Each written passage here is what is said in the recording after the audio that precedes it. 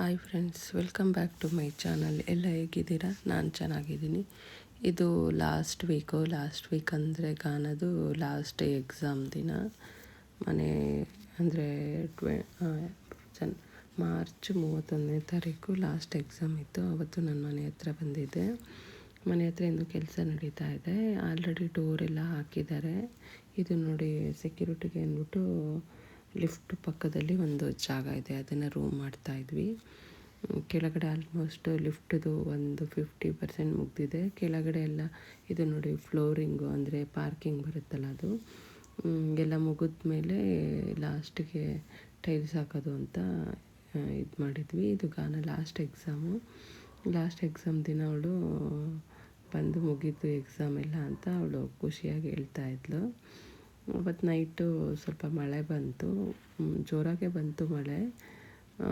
ತುಂಬಾ ಸೆಕೆ ಇರೋದ್ರಿಂದ ಮಳೆ ಬಂದಾಗ ಸ್ವಲ್ಪ ತಣ್ಣಗಿರುತ್ತೆ, ಮತ್ತು ಅದೇ ರೀತಿ ಸೆಕೆ ಆಗುತ್ತೆ. ನಾನು ಆದಮೇಲೆ ನೆಕ್ಸ್ಟ್ ಡೇ ನಾನು ಊರಿಗೆ ಹೋದೆ. ಧೃತಿಗೆ ಸೆಕೆಂಡ್ PU ಕಾಲೇಜು ಸ್ಟಾರ್ಟ್ ಆಗ್ತಾಯಿದೆ, ಅದರಿಂದ ಅಡ್ಮಿಷನ್ ಮಾಡಬೇಕು. ಅದಕ್ಕೋಸ್ಕರ ಅವಳನ್ನು ಕರ್ಕೊಂಬರೋಣ ಅಂದ್ಬಿಟ್ಟು ನಾನು ನಮ್ಮ ಊರಿಗೆ ಹೋಗಿದ್ದೆ, ಶ್ರವಣಬೆಳಗೊಳಕ್ಕೆ. ನಾನು ಒಬ್ಬಳೇ ಹೋಗಿದ್ದು, ಅದರಿಂದ ನಾನು ಬಸ್ಸಲ್ಲೇ ಹೋದೆ. ಲಗೇಜ್ ಎಲ್ಲ ಏನಿರಲಿಲ್ಲ, ಅದಕ್ಕೋಸ್ಕರ. ಗಾನ ನಾನು ಬರಲ್ಲ 2 days ಅಲ್ಲ, ಅದಕ್ಕೋಸ್ಕರ ನಾನು ಇಲ್ಲೇ ಇರ್ತೀನಿ ಅಂದ್ಲು. ನಾನು ಬುಧವಾರ ಹೋಗಿ ಮತ್ತು ಗುರುವಾರ ನಮ್ಮದು ಊರಿನಲ್ಲಿ ಶ್ರವಣಬೆಳಗೊಳದಲ್ಲಿ ಜಾತ್ರೆ ಇತ್ತು, ಅದಕ್ಕೋಸ್ಕರ ಅದು ಮುಗಿಸ್ಕೊಂಡು ಬರೋಣ ಅಂದ್ಬಿಟ್ಟು ಬಸ್ನಲ್ಲೇ ಹೋಗಿದ್ದು. ನಾನು ಹೋಗೋಷ್ಟರೊಳಗೆ ಸಂಜೆ ಆಗೋಯಿತು. ಅದಾದಮೇಲೆ ನಮ್ಮಮ್ಮ ಅಲ್ಲೇ ಗಿಡದಲ್ಲಿ ಕನಕಾಂಬರ ಹೋಗ್ಬಿಟ್ಟಿತ್ತಂತೇಳಿ ಅವರು ಬಿಡಿಸಿಟ್ಟಿದ್ರು, ಅದನ್ನು ನಾನು ಕಟ್ ಮಾಡ್ತಾಯಿದ್ದೆ. ನನಗೆ ಬಸ್ಸಲ್ಲಿ ಹೋಗಿ ಟಯರ್ಡ್ ಆಗಿತ್ತು. ಅದಾದಮೇಲೆ ನೆಕ್ಸ್ಟ್ ಡೇ ಜಾತ್ರೆ ಇತ್ತು. ನಾನು ಇವಳಿಗೆ ವೀಡಿಯೋ ಮಾಡ್ತಿದ್ದಕ್ಕೆ ನನಗೆ ವೀಡಿಯೋ ಮಾಡಬೇಡ ಅಂತ ಹೇಳ್ತಾಯಿದ್ಲು. ನಾನು ಮತ್ತು ನಮ್ಮಮ್ಮ ಧೃತಿ ಎಲ್ಲ ಜಾತ್ರೆಗೆ ಅಂತ ರೆಡಿಯಾಗಿ ಹೋದ್ವಿ. ಇದು ಶ್ರವಣಬೆಳಗೊಳದಲ್ಲೇ.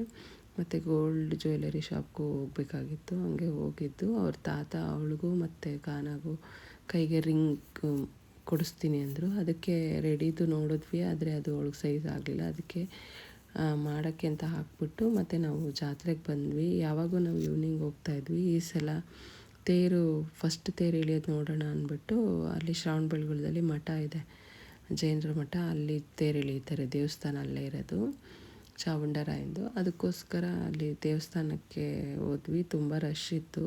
ಅದು 12:30 1 ಗಂಟೆಗೆ ತೇರು ಎಳೀತಾರೆ. ದೇವ್ರನ್ನ ತಂದು ಅಲ್ಲಿ ಕೂರಿಸಿ ಆಮೇಲೆ ತೇರನ್ನ ಮೂವ್ ಮಾಡೋದು ನೋಡಿ ಮಾಡ್ತಾಯಿದ್ದಾರೆ.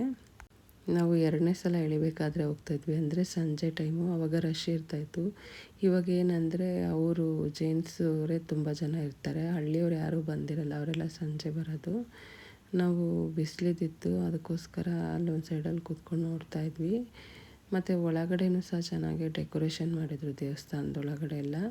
ಅಲ್ಲಿ ತುಂಬ ರಶ್ ಇದ್ದಿದ್ದರಿಂದ ನಾವು ಒಳಗೆಲ್ಲ ಏನೂ ಹೋಗಿಲ್ಲ, ಆಮೇಲೆ ಆಚೆನೇ ನೋಡ್ಕೊಂಡು ಬಂದ್ವಿ.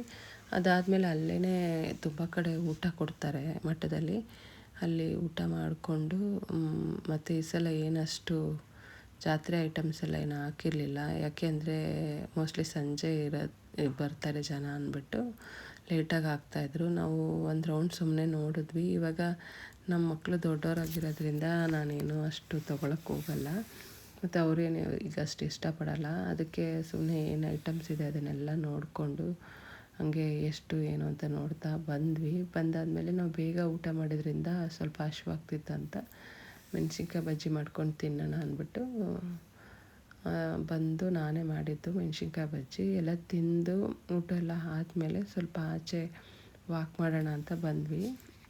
ಮನೆ ಒಳಗಡೆ ಸ್ವಲ್ಪ ಸೆಕೆ ಆಗ್ತಾಯಿತ್ತು ಅಂದ್ಬಿಟ್ಟು ನಮ್ಮಮ್ಮ ನಾನು ಎಲ್ಲ ಟೆರೆಸ್ಸಿಗೆ ಬಂದ್ವಿ. ಇಲ್ಲೂ ಅಷ್ಟೇ ಬೆಂಗಳೂರು ಥರನೇ ಸೆಕೆನೇ, ಯಾಕೆಂದರೆ ಅಷ್ಟೇನು ಗಾಳಿ ಬೀಸಲ್ಲ. ಆದರೂ ಒಂದು 10 ನಿಮಿಷ ಆಚೆ ನಿಂತ್ಕೊಂಡು ಎಲ್ಲ ನೋಡ್ತಾ ಇದ್ವಿ. ಅದಾದಮೇಲೆ ನಾವು ಮಲ್ಕೊಂಡು ಬೆಳಗ್ಗೆ ನಾನು ಊರಿಗೆ ಹೋಗಿ ಬರಬೇಕಾಗಿತ್ತಲ್ಲ ಬೆಂಗಳೂರಿಗೆ ವಾಪಸ್ಸು, ಅದಕ್ಕೆ ಸ್ವಲ್ಪ ಬೇಗನೆ ಎದ್ದಿದ್ದೆ. ಆದರೆ ನಿದ್ದೆ ಬರಲ್ಲ ಸೆಕೆಗೆ. ಮತ್ತು ನಮ್ಮಮ್ಮ ನಾನು ಎದ್ದೇಳೋಷ್ಟೊತ್ತಿಗೆ ಎಲ್ಲ ಕೆಲಸನೂ ಮುಗಿಸ್ಬಿಟ್ಟಿರ್ತಾರೆ, ಏನು ನಮಗೆ ಮಾಡೋದಕ್ಕೆ ಬಿಡಲ್ಲ.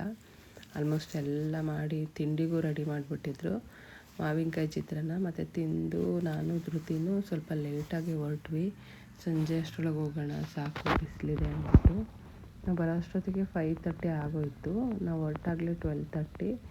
ನಾನು ಮಾಡೋ ಎಲ್ಲ ವೀಡಿಯೋ ಇಷ್ಟ ಆಗಿದ್ದರೆ ಲೈಕ್ ಮಾಡಿ, ಶೇರ್ ಮಾಡಿ, ಕಮೆಂಟ್ ಮಾಡಿ, ಸಬ್ಸ್ಕ್ರೈಬ್ ಮಾಡ್ಕೊಳ್ಳಿ. Thank you.